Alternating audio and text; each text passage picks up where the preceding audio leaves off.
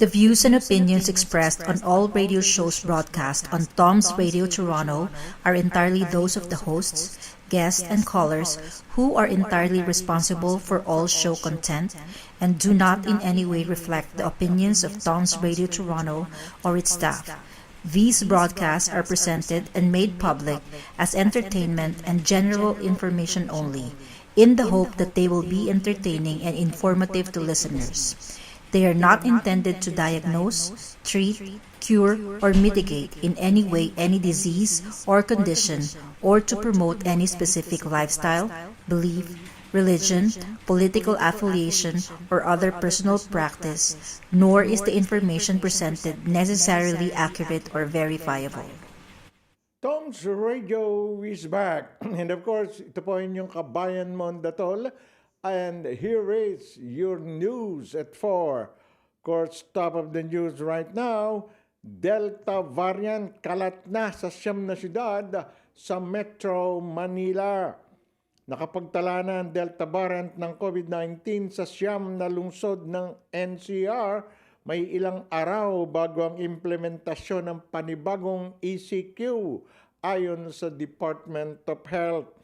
9 out of the 17 cities in NCR are with Delta variant as of August 1, ayon kay Health Undersecretary Maria Rosario Vergeri. Sinabi ni Vergeri na kabilang sa mga naturang lungsod ang Malabon na may 4 na kaso na ng Delta variant, Makati na may 3 kaso, San Juan na may 2 kaso, Las Piñas 14 na kaso, Valenzuela may 1 kaso, Pasig 6 na kaso, Mandaluyong na may 2 kaso, Maynila 12 kaso at Caloocan 4 na kaso. Batay sa datos ng DOH sa kasalukuyan ang Pilipinas ay mayroon ng 216 kumpirmadong kaso ng Delta variant. Kasabay nito, inulat din ni Vergeri na ang NCR ay nakapagtala na rin ng average na 1,535 bagong kaso ng COVID-19 kada araw mula Hulyo 27 hanggang Agosto 2. Ito ay mas mataas ng 65% kumpara sa naitalang mga kaso noong nakaraang linggo. Inilagay na ang Pateros at Malabon sa critical risk classification dahil sa mataas na 2-week case growth rate at average daily attack rate or ADAR. Ang ibang parte ng Metro Manila maliban sa Marikina at Caloocan ay nasa high risk classification na. So nararapat lang po na umpisahan na talaga yung 2 linggong ECR mas mahigpit dahil talaga pong inamin na ng Department of Health na mayroon na talagang nakatatakot na Delta variant sa National Capital Region. So umpisa na po yan ng Biyernes, 2 linggo, Agosto 6 hanggang 20. Nako, ingat-ingat lamang po mga kababayan. Yun na nga po sinasabi natin kung tayo po talaga noon pa ay nagpabakuna na, sinunod natin yung health protocols, hindi po magkakaganyan sapagkat iba po yung mas marami ng mga mamamayan ang nabakunahan. Well, kaugnay po ng balitang ECQ, hatid sundo sa workplace, ipagbabawal ng PNP during the ECQ. Mas mabigat yun. Ipinagbabawal ng Philippine National Police or ng PNP ang hatid sundo sa mga workplace sa Metro Manila habang ipinaiiral nga ang ECQ na magsisimula sa Biyernes, Agosto 6 hanggang 20. Ayon kay PNP Chief Guillermo Elizar na nagpasya silang iban ng ganitong practice dahil sa nakikita itong ang siyang inaabuso ng mga non-APOR or authorized person outside the residence na pumupuslit sa mga polisiya tuwing ECQ. Si Elizar na dating naging hepe ng Joint Task Force COVID Shield ay nagpatunay na marami ang pumupuslit at sumasalisi sa hatid sundo sa mga apor sa kanilang mga workplaces. Hindi ka apor, sasabihin mo ay pasensya ko po, ay naghatid galing po doon. Palusot. May hinatid po ako, pauwi na ako, kaya ako'y papunta sa isang lugar. Ayon pa kay Elizar. Sinabi pa ni Elizar na imbes ang hatid sundo, mas magiiging gumamit na lamang ng sariling sasakyan o sumakay sa public transportation ang mga apor. Ano ba naman yung mag-drive ka ng mag-isa? Sa sasakyan mo, hinihiling po namin ang inyong pangunawa sa mga pagkakataong ito. Dagdag pa ni Elizar. Sa huling sinabi nito na kailangan sundin ang quarantine protocols para mapigilan ang hawahan at paglaganap ng mas nakakahawa at nakakatakot na Delta variant. May problema po, General Elizar. Paano kung walang sasakyan? Paano kung walang kotse, jeep, or motor man lamang yung essential na yon? Sabihin nating nurse. Maraming nurse na walang sasakyan eh. Mga babae. Inihintay lang pong hatid sundo ng mga asawang may motorsiklo. Hindi naman marunong magmotorsiklo itong mga nurse. Paano gagawin yan? Hindi po ba? Yung pong malaking problema, kaya nagpapahatid sundo sila. Hindi po kaya dapat gawa ng paraan yan. Wala po tayong magagawa. Pag hindi nagsipasok yung mga nurses sa hospital at saka yung mga technician at iba pa pong essential health workers, delikado ang hospital. Harap po, naisip natin, hindi kaya pwedeng, tingnan natin, saan ba nakatira yan? O bigyan talaga ng passes yan, quarantine pass. Yung mga maghahatid sundo ng mga asawa o mga anak. May mga pangalan, ito nga binigay ng barangay, quarantine pass. Ito ang taga-sundo, ito ang maghahatid sundo. Pero yung pigilan mo, sasabihin, bakit hindi sumakay sa sariling sasakyan, mag-drive? Wala nga sasakyan, General. Mahirap po bang intindihin din yung mga tao? Ito, sa kakampihan ko yung ibang mga tao rito, essential sila eh. Kung hindi essential, anong pakialam ko kung kayo hulihin dahil hindi naman kayo dapat lumabas? O yung mga essential na kailangan po magtrabaho, paano? Hindi marunong mag-drive, walang sasakyan. Konti na may tatakbong mga sasakyan, yung public transportation. Palagay nyo ba, yung ibang mga jeep tatakbo kung isa lang ang sakay sa buong umaga o tanghali? Hindi. Hindi na rin lalabas ng bayan.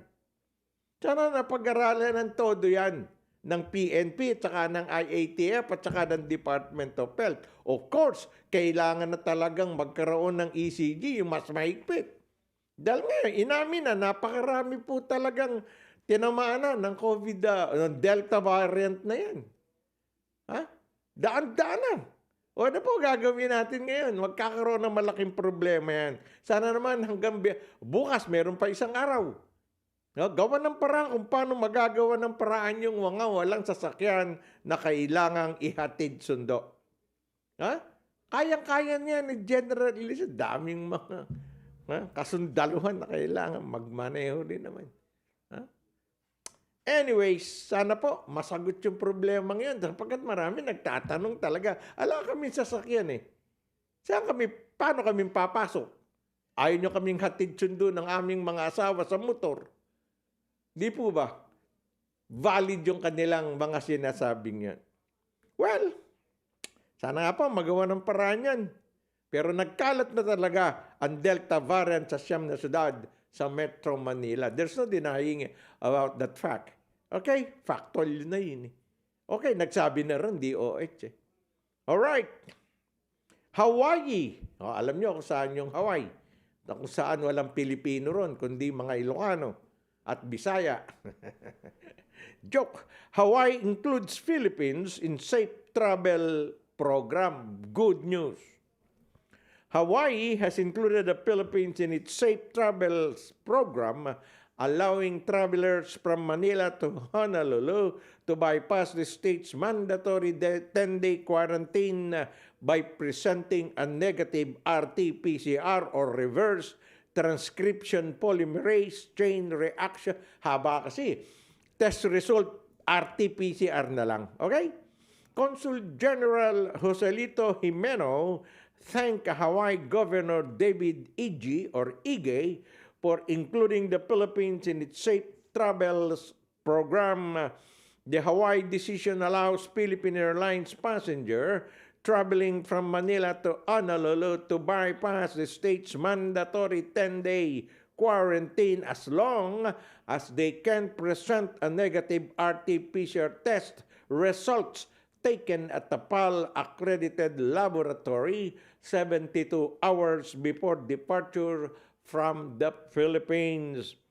EJ said the state looks forward to restarting and increasing international travel with the Philippines on a more robust and regular basis. Jimenez told EJ the Filipino community through Philcom Cares has been very active in supporting state efforts to increase the vaccination rate. He said the consulate supports the community's effort through regular reminders on the radio and other media partners to convince Filipinos to avail themselves of the vaccination and continue adhering to health protocols. Igay expressed appreciation for the community's endeavor, noting that people-to-people links are sometimes more effective in getting the message across and convincing people to be vaccinated. He said the government would focus on increasing the vaccination rate and promoting vigilance and taking the necessary precautions to prevent the spread of the virus, especially with the opening of the school year on August 3. Aba, sa Hawaii pala, August 3. Bukas na ang eskwela. Okay. Ayos ah. Dami pong Pilipino sa amin. Mga kaibigan ako dyan eh. Dami kong mga katropa dyan, ika nga natin. Ito pa po isang balitang dapat ninyong malaman at marinig sa buong mundo. China should vaccinate 83% of population. 83 Deadline Beijing, August 4. China's top epidemiologist Zhong Nashan said China needs to vaccinate about 83% of its population to achieve herd immunity. He also revealed that all the 13 severe cases infected with Delta variant in Guangzhou COVID-19 outbreak in May did not get inoculated. Zhong made the remarks during a speech in Guangzhou, South China's Guangdong province last Saturday. Amid fresh COVID-19 outbreaks in multiple cities across China, Xiong said China has administered the most vaccine doses in the world, but the proportion of vaccines on per 100 people is not high due to the large population. Guangjiang Evening News reported last Monday, to achieve herd immunity through vaccination, China needs to inoculate 83.3% of its population, Xiong said. Chinese COVID-19 vaccines can protect people against the Delta variant, Xiong added, referencing studies of some 100 COVID-19 patients who were infected with the variant in Guangzhou in May. The preliminary The preliminary studies found the Chinese vaccines are 100% protective against severe cases and 76.9%, 62.2%, and 63.2% protective against moderate cases, mild cases, and asymptomatic inspections, respectively. Xiong reminded the public that all 13 severe cases in Guangzhou in May who were affected with the Delta variant did not get inoculated. Yon ang ating sinasabi ika nga. Pag ikaw hindi na bakunahan, madali kang kapitan.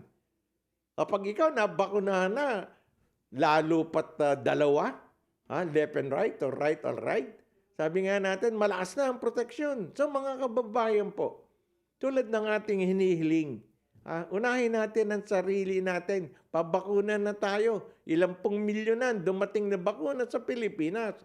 At pinadadala na yan ng kinauukulan sa mga syudad at mga kahit malalayong lugar, lalo na yung mga infected at naka-ECQ. Hindi titigil ang pamahalaan, sinabi na ng Malacanang, sa pagbabakuna kahit may COVID-19 ECG. Tuloy yan. Pero tingin ko naman, wag naman 24/7. May curfew Baka mahuli yung mga 500 o 1,000 nakapila dyan. Hindi kayo sasantoy ng mga pulis ika nga. Pero dapat ang ilagay po ni PNP Chief Guillermo Elisier sa lahat ng checkpoint sa NCR na kasama dito sa yung pong mga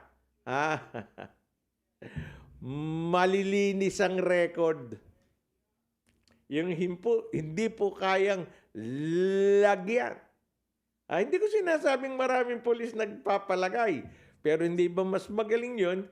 Yung walang lagay, yung matitinong pulis, ika nga natin. Napakarami pong matitinong pulis, kokonti lang yung bugok di ba Maring Sendang? Kokonti lang yan. Pero yung mga bugok, ilagay mo sa basket yan. Nakakahawa yan ng katabi. Kaya dumadami kung minsan yung bulok na kamatis. Subukan nyo lang. Ilagay nyo sa isang kulob. Sama-sama sila ron. Inawan 2 hanggang 3 araw, marami nang sira. Isa lang nilagay nyo. Di po ba? Kaya po, pakiusap din po natin siguro para tumino yung ating mga checkpoints. Ilagay natin yung matitinong pulis. Pag sinabing matino, hindi alam nung kung ano yung salitang lagay Hindi alam nung kung ano yung salitang kurap Yung papitik-pitik, pateben-steben, sabi nga ni Kais ko. Wala yun. Takorent, steben-steben, wala yan. Hindi ubran sa matitinong lespo. Ika nga natin. Alright. Well, natutuwa ako rito 83%. Alam niyo po kung gaano ba karami ang Chinese sa buong mundo? 1.4 billion. Gaano ba karami 83%? Hindi ko po alam dami na, may na ako sa mat. 1.4 billion, 83%. 83.3% to obtain na herd community. Matagal po yun. Kasunod ng China sa pinakamaraming tao, India 1.1 or 1.2 billion. Ganun sila karami. Kaya nakita nun, tamaan yung India. Nako, napakarami nila, Maring Sendang, hindi ko kayang bilangin. Well, in a related development, China suspended flights and trains, canceled professional basketball league games, and announced mass coronavirus testing in Wuhan as widening outbreaks of the Delta variant reached the city where the disease was first detected in the late 2019. While the total number of cases is still in the hundreds, they are far more widespread than anything China has dealt with since the initial outbreak that devastated Wuhan City in early 2020 and over time spread to the rest of the country and the world. Well, sana nga po, matapos na itong pinsalang ginawa ng COVID-19. Pero, of course, with the advent of the vaccine, Lahat po ng mga vaccine na naimbento ng mga kanya-kanyang bansa, scientists, iisa lang po ang siguro component niyan. Yung iba siguro konti lang ang lakas, yung iba mas mahina. Kaya nga may ilang percentage yung efficacy tinatawag. Pinakamataas daw po yung efficacy rate ng dyan ay ang Pfizer, Moderna, ayan. Sputnik 5, J&J, Johnson & Johnson na one shot lang po. Dahil siguro mataas na yung mga nakalagay na panlaban sa virus na yun. Hindi ba? Ang China, dalawa po. Sinovac at Sinopharm. Baka may lalabas pang isa.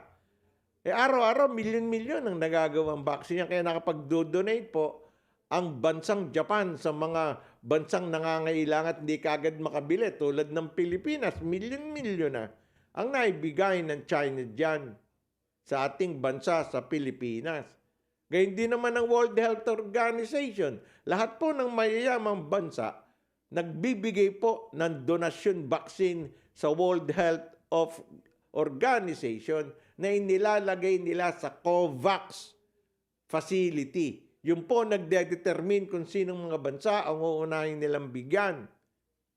Pero of course, South African countries o African countries as a whole, yun ang inuunan nilang bigyan sapagkat hindi kayang bumili ng mamahaling bakuna yung mga nasabing bansang yan. At dyan nga tayo sumasaludo, ika nga natin sa ginawa ng World Health Organization through their COVAX facility. Yun po. Sana nga po. Mabawasan na yan. Kaya kita mo sa China kung saan galing yung vaccine, Wuhan, pinababalik doon ulit. Ang marami ang vaccination dahil nga sa Delta variant. Sana po makontrol ka agad dito. Bumalik na po tayo sa normal. Marami na pong nakakamiss. Nakita nyo, maraming apektado. Karamihan dito, mga bata. Yung kanilang mental health apektado. Hindi lang sila makapagsalita.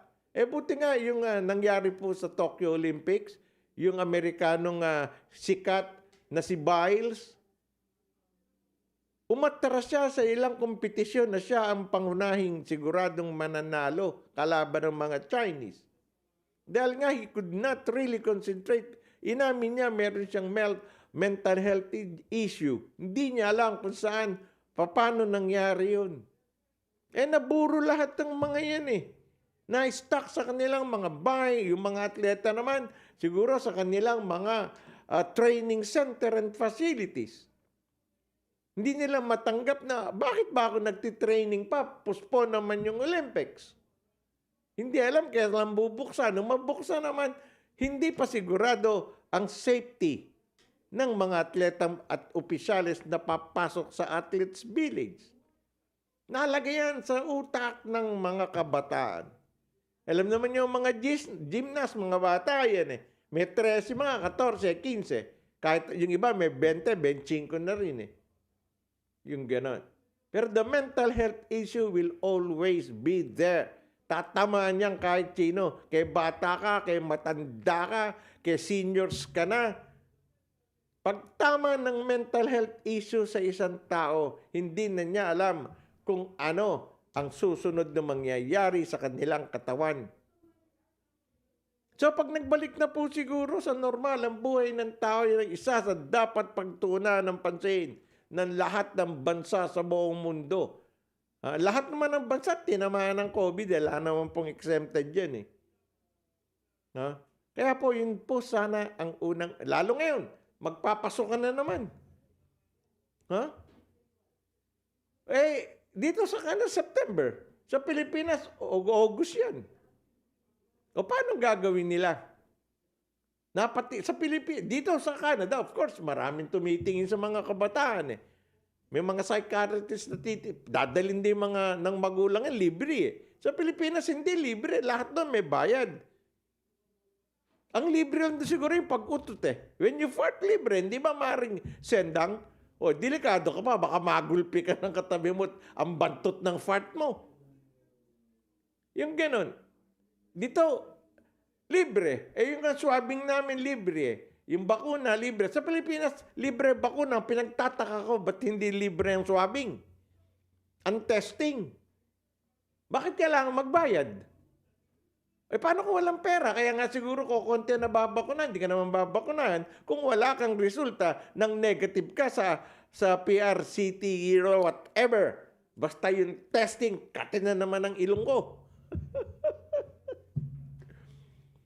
Well, yun po ating sinasabi. Sabi nga, pag ang mga tao na-test mo ng negative, tuwan-tuwa na, papabakunin sa Pilipinas po. Kesa gumastos na 1,000 hanggang 3,000 para sa testing mo. Kung ikaw ay COVID, may symptoms, asymptomatic or what. Biruin mong positive ka na, hindi ka pa babakunahan dahil ikaw, ang pera mo good for only one testing.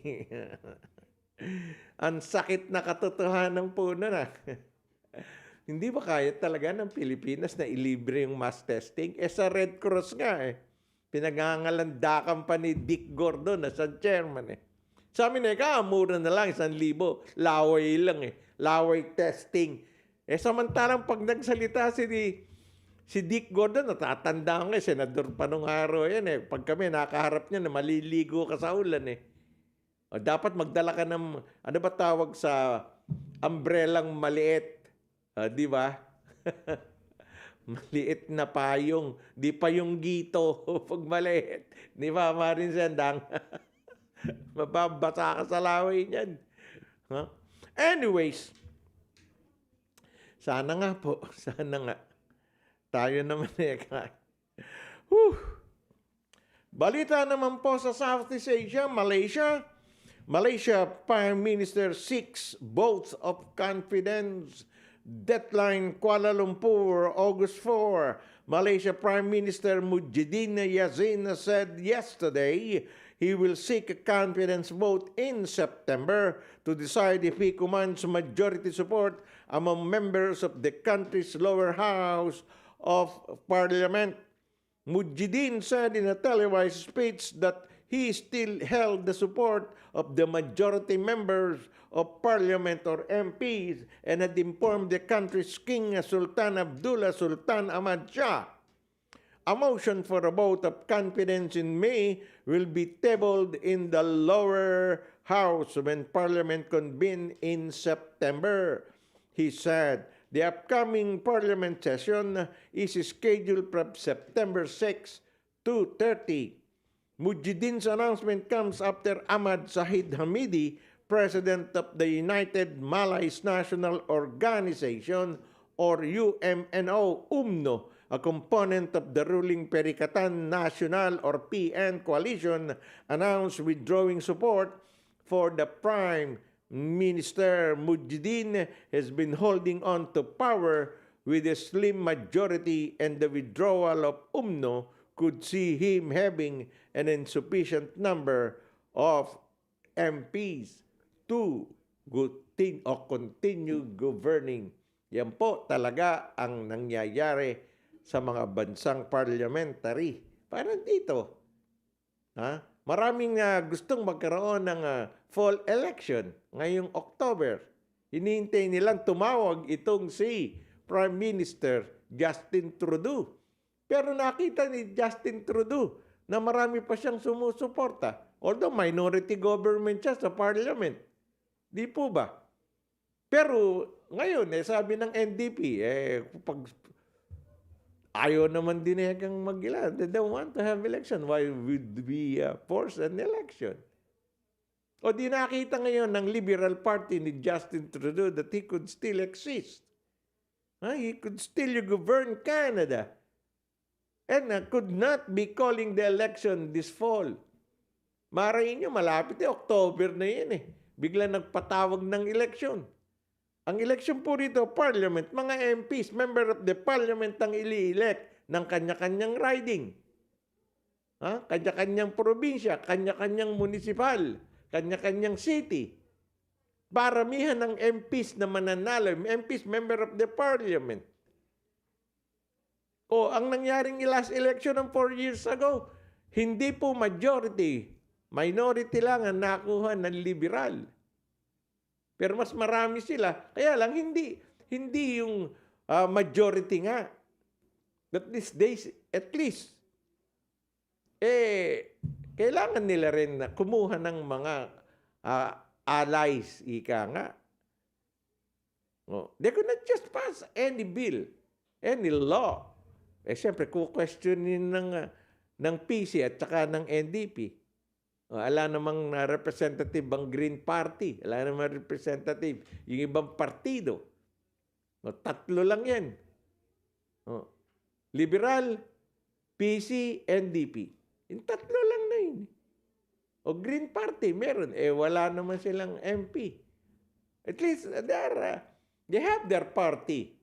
Lahat naman may party rito. Daming ang mga partido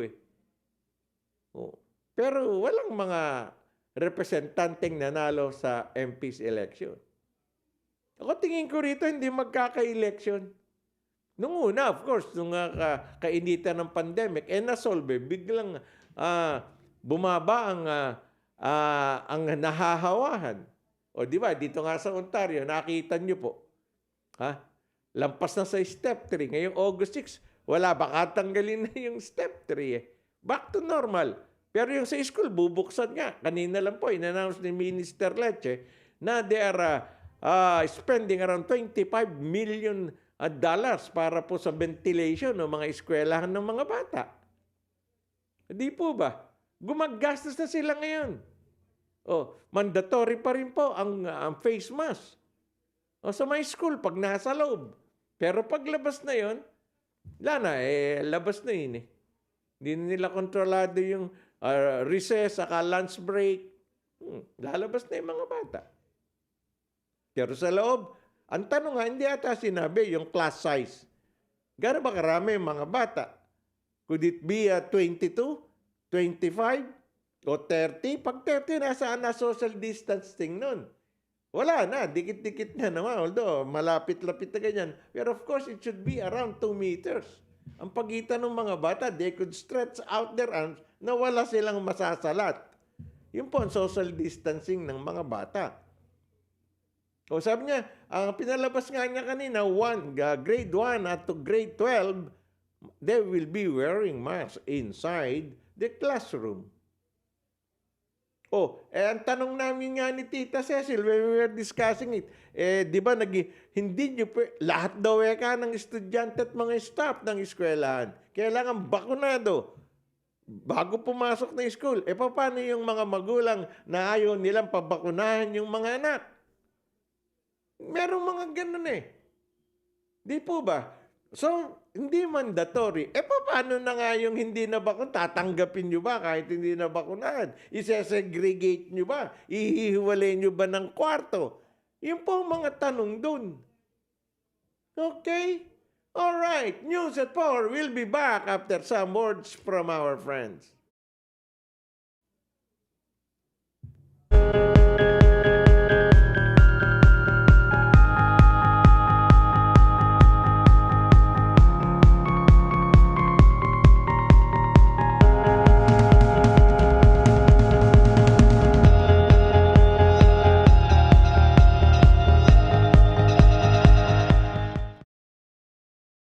Our company is committed to providing truthful, honest, competent, and result-oriented service through advising and representing our clients in Canada and overseas in a wide range of immigration matters. We focus on providing support, building dependable relationships, and promoting success. We are dedicated to understanding what results you want and to helping you understand what actions we can take on your behalf.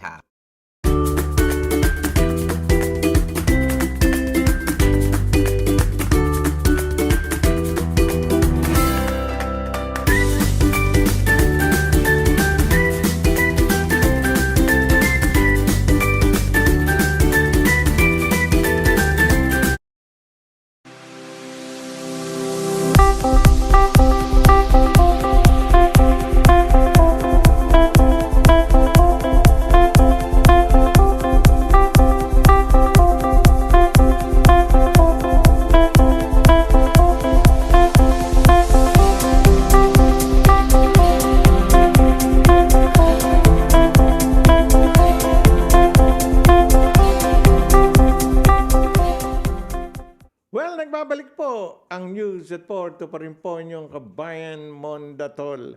Balitang Pilipinas naman, more than 60 million voters register for 2022 election. The Commission on Election has registered more than 60 million votes, or rather voters less than a year before the May 2022 general elections. Of the figure, around 4.6 million are new voters, which means that the poll body has surpassed its 4 million target of new voters according to COMELEC spokesman James Jimenez. He said that calls to extend the voter registration may not be granted as the COMELEC would run out of time and need to start the filing of the Certificates of Candidacy or COCs. The filing of COCs is scheduled from October 1 to 8. Earlier, Senator Rizon Teberos asked COMELEC to extend voters' registration in areas that would be placed under enhanced community quarantine like the vote-rich National Capital Region. Ontiveros said it's more logical to extend the registration at least 2 more weeks. COMELEC Commissioner Rowena Guanzon, however, said the registration ends on September 30. Ayun naman pala hanggang September 30 pa Ano na may inihahabol ni Ontiveros? Enough! Ha? 60 million voters is 60 million voters. Ang dami na niyan, di naman boboto lahat yan eh. Ha? Maka 60% ka lang yan, marami na yon. Ha? So, tama na yan. Ha? Hayaan nyo na magpahinga yung mga tao na hindi nagkakahawahan. Kung minsan may mga senador tayong just na madyarule pangalan kahit hindi na pwede yung re-request, gagawin pa rin eh. Ha? Kahit konting write-up lang, libre eh. Ha? Kesa gumasto sila, press release. Aba, kailangan pag nag-press release ka, praise release. O, ayun. Ha? Lahat ng sobre mo, may lamang 5,000, 5K. Kasama ika.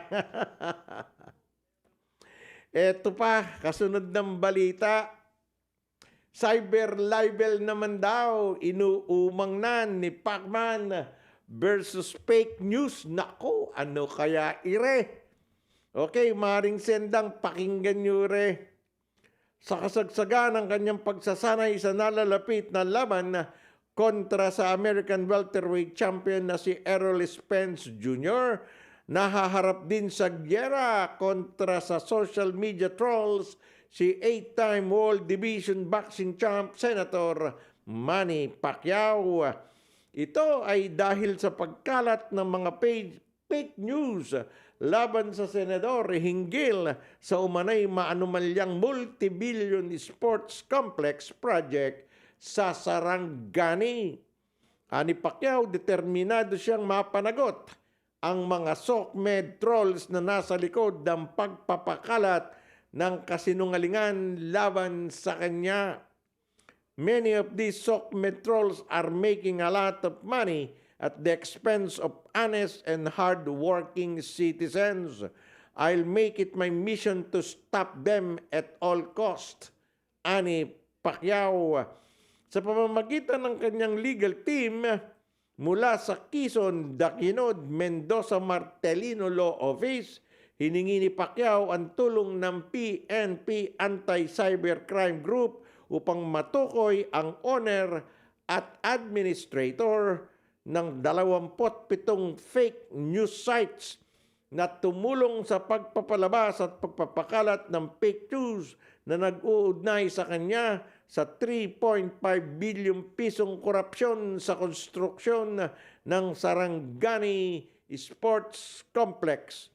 Ang aksyon na ito ay nagugat sa social media post na inilabas ng sinasabing spiritual advisor ni Pangulong Duterte na si Pastor Quiboloy. Isa umano ang pastor sa nagkalat ng maling impormasyon na nagtuturo sa senador bilang nasa likod di umano ng napabayang Sarangani Sports Complex. Alright, paano na kung totoo yung nabalita? Di po ba? Paano na kung yung investigasyong pinagawa ni Pastor Quiboloy ay totoo? Ay hindi nga natapos yung Sarangani Sports Complex Anong cybercrime doon? Kapag nagsasabi ka ng totoo, yung mga dokumento umano, tingnan natin. Baka naman na totoo na sinasabi ni Pacquiao na trolls lang yan. Pero magbibintang din siya na binabayaran yung trolls. Paano kung ihabla rin siya ng mga sinasabi niyang trolls? Bakit nakita mo bang binabayaran kami? Meron ka bang ebidensyang pinirmahan namin binabayaran kami ng 30,000 naman? Laki. Hindi matatapos yan hanggang election Habang ang isang gustong maging presidente ay nadyadyarok, whether it's good or bad, it is still publicity. Panalo dyan si Pacquiao sapagkat kung nagnanais siyang maging presidente, habla rito, habla ron ang gawin mo. Bakit? Yung sinasabi niyang korupsyon kay Duterte, totoo ba yun? Yung ebidensya ng sinasabi, mga papildiliha lang ba yun? Patunayan niya. Di sikat na sikat siya, pinag-uusapan. Natigil lang yung pag-uusap kay Pacquiao dahil sa totoong pagsiservisyo sa bayan na ikinapanalo ng medalyang ginto sa Olimpiada ng mga Pilipino athlete. Led, of course, by Heidelin Diaz gold medal lift in the weightlifting events sa Tokyo Olympics para mabigyan ng Pilipinas ng kaunang-unahang ginto sa Summer Games. Yon ang totoo. Yon ang katotohanan ng sinasabing ang labang ko para sa bayan. Di ba yun ang sinabi ni Heidelin Diaz at saka ng mga atleta sapagkat sila hindi lumalaban para sa premyo. Wala namang premyo sa Olympics at saka sa mga international event. Tumatanggap lang yan ng mga barest minimum na allowances. Hindi nga sweldo dahil amateur Sinong mga amateur tumanggap ng sweldo? Wala. Allowance lang yan, 45,000 naman. At sa ibang suporta ng mga mayayamang mga sports patron. Hindi po ba? Si Manny Pacquiao, of course, may MP boxing promotion yan nagbibigay ba siya na libre? Hindi. Pipirma yung mga boxer niya. Okay, libre pagkain kayo, may allowance. Pero ilang porsyento yung binabawa sa mga napapanalunan yan? Meron. Professional yan. May sweldo dapat talaga yan Percentage. Parang si Pacquiao mismo. Lalaban niya for $20 million. Ilang percent yung team Pacquiao niya? Coaches, trainers, masahista, everything. Ilang percent yun? Ilang percent naman sa kanyang PR? Ilang percent kay Sean Gibbons, yung kanyang matchmaker, yung kanyang mga PRO? Ilan na natitirang percentage sa kanya? Sabihin mo ng 51%, mas malaki. Ikaw ang amo di more than 10 million yun. Bawas na yung tax, kasama sa lahat doon. May neto siya, mga 48% nung 20 million. Di mga 9 million, gaano karami sa Philippine money yun? 450 million pesos. Kung tama yung math ko. Kanya na yun. Endorsement ng laban niya. Ilang magbanggit ka, magsuot ka lang siya ng, pati yung nasa ulong susuot na Fearless. Yung mga Motolite, yung mga damit, yung kape. Milyon-milyon ang halaga nun. Kaya nga endorsement lang ni Pacquiao, milyon-milyon kita nyo ngayon, nakapagsusuot ng Louis Vuitton, pajama yung asawa. Kukwestiyonin ng mga naiinggit lang kayo, pera naman ni Jinky yun. Masamang mag-ambisyong maging presidente si Pacquiao at saka ang asawa niya mag-ambisyong mga first lady. Wag muna ngayon. Kaya kayo nadadali. Nung araw pa, pangarap na maging pangulo ni Pacquiao nung makita niya sa pagboboxing, aangat ako. Kailangan makagawa ako ng mga pananalitan tatanggapin ng ang laban na to ay para sa inyo. O, gumawa pang kanta. Ang labang ito ay para sa inyo. O, dugo, luha, pawis. Para po sa inyo yan, mga kababayan ko. Ba't hindi mo hinahatian ng premyo yung mga kababayan mo? Kami, kababayan mo kami. O, nung araw, nagbabayad pa ako ng pay-per-view, mapanood ka lang eh. O, nagbigay ka ba kahit singkunduling na balato, kahit kenting bulok o tinapay na hindi masarap? Pinakamasarap na tinapay po rito, yung gawa ng Harina Bakery. Ayan, yan po yung pag-aari ng ating kaibigang Danny Hernandez. O, 341 Wilson Avenue. Pumila na kayo. Pag may nakita kayong mahabang pila, hindi po ini-injectionan yun. Namimili po ng masarap na pandesal at iba-iba pa pong produkto ng Harina Bake Shop. Yan, isa sa mga malaki natin at mabait na sponsor dito yan sa Tom's Radio. Pare Danny, padala ka agad sa amin yung yung iyong tarjeta. Tarjeta. O yung flyer mo para may gawa natin ng ads and commercial. Okay? Well, siya nga po pala, bago ko magpatuloy, off-air. Wala po kami bukas. Off-air on Tom's Radio ng buong Huwebes. Magbabalik po kami sa Friday na. Alas 12 pa rin po ng tanghali. Friday. Bukas, Thursday, August 5, off-air on Tom's Radio Toronto. Alright. Tingnan po natin kung ano magiging resulta ng posibleng paghabla ng cyber libel ni Manny Pacquiao sa mga gumawa umano ng fake news. Isa rito si Pastor Kiboloy na sinasabi niyang pinag-ugatan nung 3.5 bilyong korupsyon sa construction nga raw ng Sarangani Sports Complex. Ayan, malalaman natin yan. Alright, ito po magandang balita. Team USA kontra Australia. France versus Slovenia sa semi-final round ng Tokyo Summer Basketball Games. Naku, matindi ito. So, Dateline Saitama, Japan. Alright. Kumpiyansa ang Australia na tatalunin nila ang nagdedepensang Team USA sa kanilang semi-final match sa Tokyo Olympics Men's Basketball Tournament, where we'll all experience ito ang sabi ni San Antonio Spurs at Australia petty guard Patty Mills. Wow, Patty Mills. Gusto ko ito eh. Ang galing sa 3-point siya. Small, but of course, one of the finest guards in the NBA.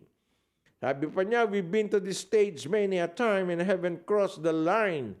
But we both battled those experience up, and I think we were prepared for this moment and for this stage to make the next step.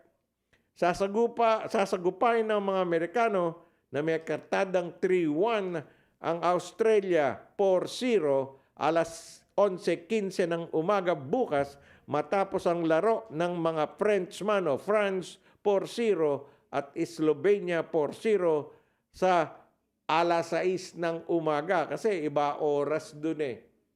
Advance sila ng 11 or 12 hours. Nako, maganda to.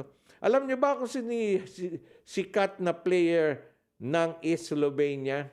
Luka Doncic. Ayan, kaya 4-0 sila. Ang galing eh. May napanood akong laban dyan eh. At saka dalawa sila. Maraming taga-NBA po naglalaro sa kanya-kanyang bansa. Ang France, naku, daming NBA na magagaling yan. Well, pinatalsik ng Team USA sa likod ni Kevin Durant, Jason Tatum, Damian Lillard at Drew Holiday ang Spain sa score na 95-81 at tinalo naman ng Australia ang Argentina 97-59 sa quarterfinals. We've had a one goal in mind to win a gold medal and live here with that. And this is a little bit of a stepping stone to what we want to achieve. Ito ang sabi ni Aussie forward Joe Ingles. Si Joe Ingles po ng Utah Jazz. O, kita nyo, Australian player yon. Sabi ko nga, Joe Ingles. Ha? English yan pag binasa mo yung apelido niya sa Pilipino. Joe Ingles. Sa kanila, Joe Ingles. Ayan, Ingles ng Utah Jazz. Ang magwawagi sa dalawang semis matches ang maglalaban para sa Olympic gold medal. Ito pong Team USA. Ha? Ito pong pinakamaliit na team na pinadala ng Amerika in all international competition, particular na ang Olympics. Yung Team USA sa Olympics po, hindi pa natatalo since 2004. Kaya po maganda ito, ang lilit Ang pinakamalaki lang dito, sino ba yung sentro nila? At saka si Durant, 6'11". Si Green si Draymond Green, 6'9" lang yun Ang liit na sentro, very so strong. Of course, everybody depends on Kevin Durant. And of course, Lillard is there. Saka itong si Booker. Si Booker naubusan na yata. He lost his touches during the finals of the NBA. Hindi po ba? O sila, sino pa yung mga kasama rito? Damian Lillard is there. Jason Tatum. Kita nyo. Pero ang liliit nila walang malaki. Alright, maganda to. Panoodin nyo po yan. Bukas ang laban yan. Alright. Samantala, umalis ba si Stephen Curry sa Golden State? Hindi po. Ito po mga magandang balita. Three-time NBA champion Stephen Curry has reportedly agreed to a historic contract extension with Golden State, while forward Carmelo Anthony is joining his friend LeBron James on the Los Angeles Lakers. Nako. Patandaan na yata ang NBA. Well, Curry will sign a 4-year deal worth, pakinggan nyo, $250 million with the Warriors. His agent told ESPN. So, balik siya, hindi siya aalis sa Golden State. Stephen Curry will be the first player in NBA history to sign 2 contracts worth more than $200 million. Unang kontrata niya, $200 million. Ito, $215. Di ba? Galing talaga nila. Galing 4-year lang yun. Anyway, Anthony or Melo confirmed reports he will sign with the Lakers with the social media post changing the L in Melo to the L of the Lakers logo. Maganda yan. Si Anthony is one of the feared shooters in the NBA, especially when he was still with the New York Knicks, right, DJ? Owen, right? So, he's with... I now still continue my being fan of LA Lakers. I don't like, you know what, the DJ Owen, don't like Toronto Raptors anymore.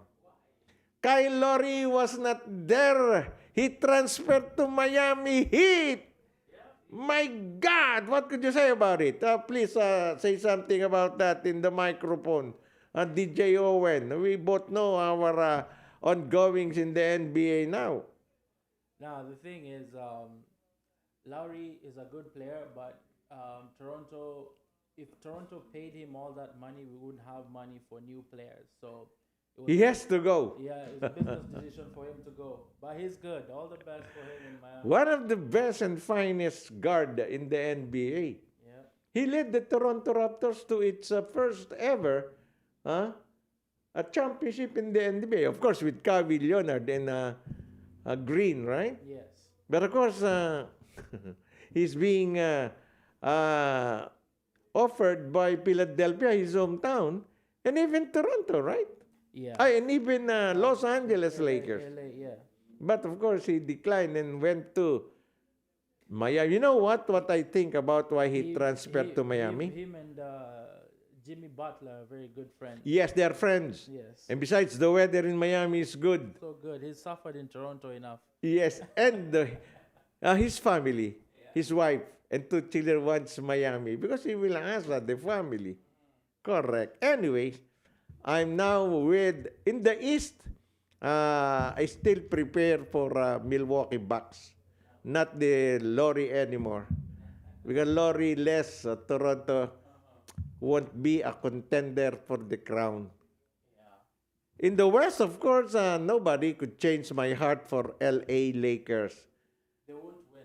Yeah, They're too old. but too old now with the injection of veterans, especially. Howard will be coming back. You know that? The oldest team in the NBA. They say it looks like a bingo team. Yes, Russell Westbrook is 36 too. Dwight Howard, Trevor Ariza. Kent Bazemore is okay, still young at 32 or 33. When the center space, Dwight Howard is still a force to reckon with. 6'10" and still so strong at the shaded lane. And Trevor Ariza, you cannot defy that he is still a six-man team player, you know. It's good. Okay, Anthony, 37. James, 37. Russell Westbrook is 36. My goodness. Okay. But I still I dig for them, you know. I like them. We'll see. We'll see where that Yes, October. Well, huling balita sa last news show, beat Sarah Geronimo to sing this year's Acer Day anthem. All eyes and ears are on ICT company Acer as they welcome music superstar Sarah Geronimo as their newest celebrity ambassador. Everyone will be in for a treat as the pop star royalty lends her voice to the hashtag Acer Day 2021. Of course, they welcome Sarah G to the ICT company Acer's family. Well, yan po ang ating mga balita ngayong Miyerkules, August 4, 2021. On behalf of our producer, Cecil Araneta, and Josie Sla, with my co-handsome DJ, Owen Faxam. This is Mon Datol bidding you goodbye. Magandang hapon, Canada.